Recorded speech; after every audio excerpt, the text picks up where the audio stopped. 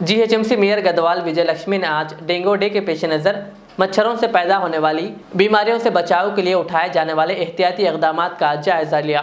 उन्होंने हर एक से दरख्वास्त की है कि सेहत का ख्याल रखे और अपने इर्द गिर्द मौजूद सफाई का भी ख्याल रखे। इस मौके पर GHMC chief entomologist doctor Ram Babu के अलावा दीगर मौजूद थे।